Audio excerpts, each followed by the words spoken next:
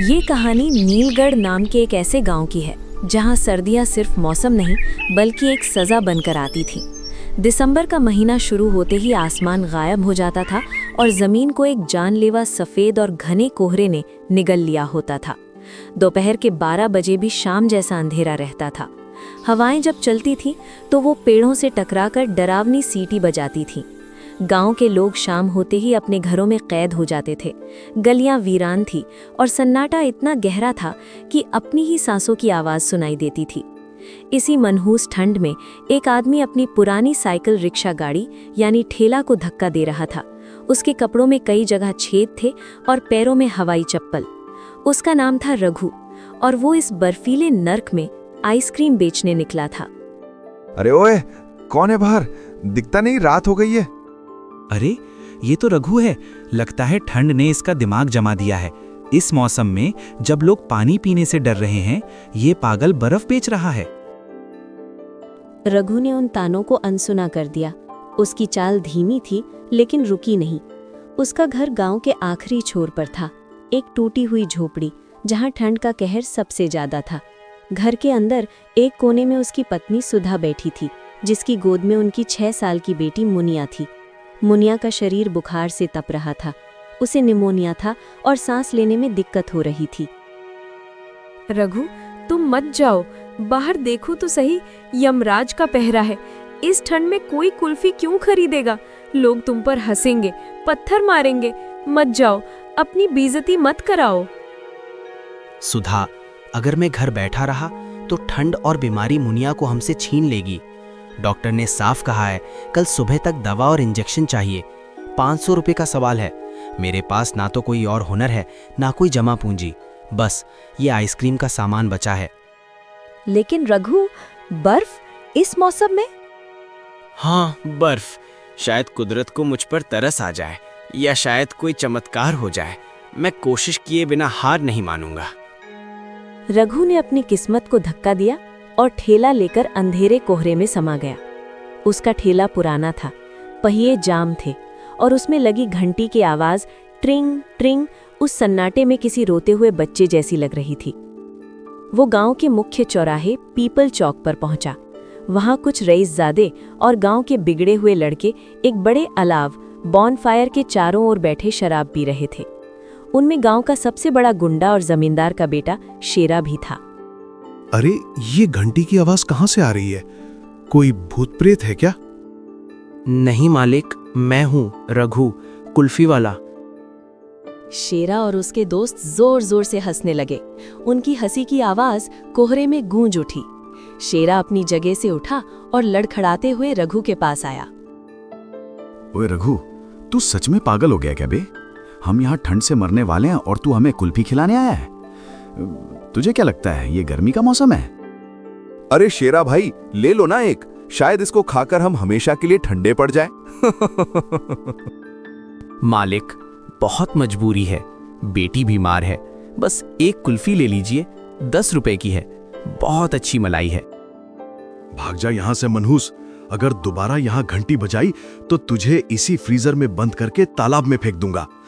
हमें ठंड लग रही है और ये मजाक कर रहा है। रघु का दिल टूट गया। अपमान के घूंट पीकर वो वहां से आगे बढ़ गया। पूरा गांव घूम लिया लेकिन एक भी कुल्फी नहीं बिकी। उल्टा 4 जगह से उसे गालियां मिली। रात के 11 बज चुके थे। ठंड अब असहनीय हो गई थी। रघु के हाथ पैर सुन्न हो चुके थे। वो गांव के पुराने शिव मंदिर की सीढ़ियों पर थककर बैठ गया। उसकी आंखों से आंसू निकल रहे थे जो गालों पर जमते जा रहे थे। हे भगवान, तू इतना निर्दयी कैसे हो सकता है? मैं भीख नहीं मांग रहा, मेहनत कर रहा हूँ। क्या गरीब को जीने का हक नहीं है? तभी मंदिर के पीछे के घने कोहरे से एक परछाई उभरी। एक बूढ़ा साधु जिसके शरीर पर सिर्फ एक लंगोट और राख लगी थी। इतनी ठंड में भी उसे कोई असर नहीं हो रहा था। उसकी आंखों में आग जैसी चमक थी। क्यों रो रहा है मूर्ख? प्रकृति को कोसने से पेट नहीं भरता। बाबा, मैं हार गया। मुझे अपनी बेटी बचानी है, पर मेरे पास बेचने को सिर्फ ये ठंडी बर्फ है। इस मौसम में इसे कौन खरीदेगा? तो दुनिया को वो बेचने की कोशिश कर रहा है जो उन्हें नहीं चाहिए। ठंड में कोई ठंडक क्यों खरीदेगा? उन्हें गर्मी दे, गर्मी। लेकिन बाबा, मैं आइसक्रीम वाला हूँ, चाय वाला नहीं। मेरे पास चाय बनाने के पैसे नहीं हैं। मेरे पास तो बस दूध, चीनी और बर्फ है। नजर बदल, नजारे बदल जाएंगे। जो चीज जहर लगती है वही दवा बन सकती है। बर्फ ठंडी होती है लेकिन तासीर बदली जा सकती है। साधु ने अपनी झोली से एक छोटी सी पुरानी पुड़िया निकाली और रघु की हथेली पर रख दी। ले, इसे अपनी मलाई में मिला दे। ये साधारण मसाला नहीं है, इसमें पहाड़ों की गर्मी कैद है। ये जीभ पर ठंडी लगेगी लेकिन गले के नीचे उतरते ही आग लगा देगी। जा, अब तू कुल्फी नहीं, कोहरे का तोड़ बेचेगा।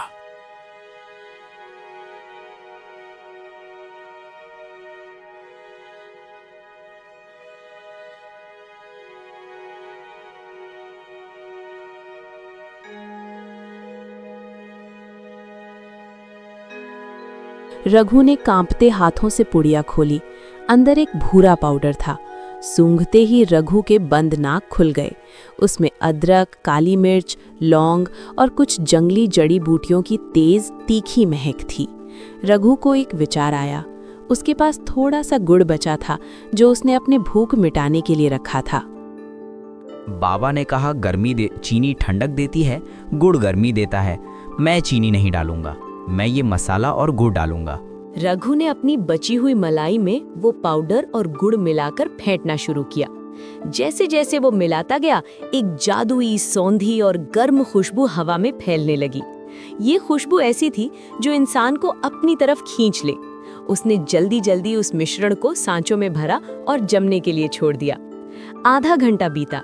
अब रात के 12 बज रहे थे। रघु को नहीं पता था कि ये प्रयोग काम करेगा या नहीं। वो वापस उसी जगह गया जहां उसे अपमान मिला था, शेरा के पास।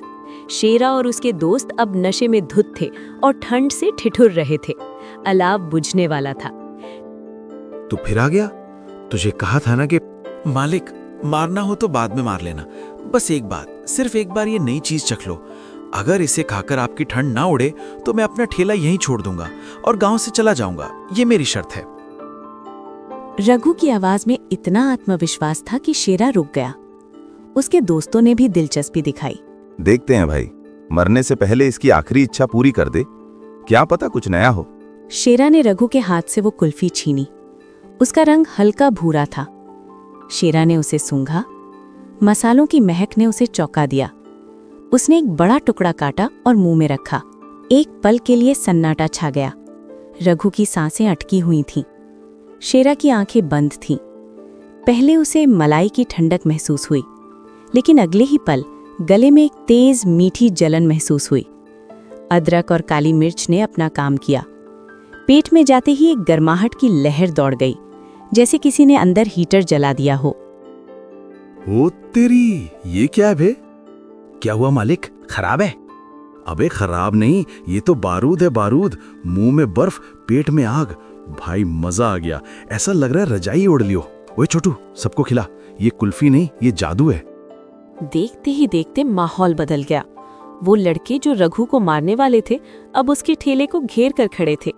उस मसालेदार गुड़ वाली कुल्फी ने उनके शरीर में गर्मी भर दी थी।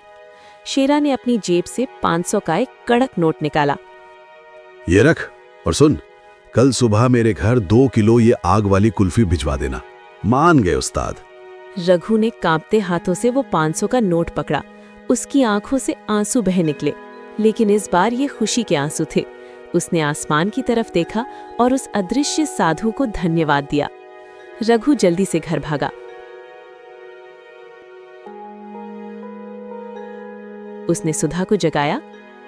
सुधा, उठो, मुनिया की दवा का इंतजाम हो गया, और सिर्फ आज का नहीं, अब हम भूखे नहीं मरेंगे।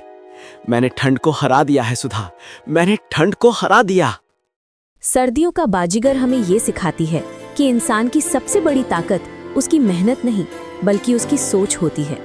हालात चाहे कितने ही बेरहम क्यों न हो, अगर आदमी अपनी परिस्थिति को दोष देने की जगह अपनी समझ और नजरिए को बदल ले, तो वही हालात उसके लिए रास्ता बन जाते हैं। ये कहानी ये भी बताती है कि गरीबी इंसान को छोटा नहीं बनाती, बल्कि समाज की सोच उसे छोटा बना देती है। रघु का अपमान हुआ उसे पागल कहा गया, लेकिन उसने अपने आत्मसम्मान को खोने नहीं दिया। उसने भीख नहीं मांगी, उसने मेहनत का रास्ता नहीं छोड़ा।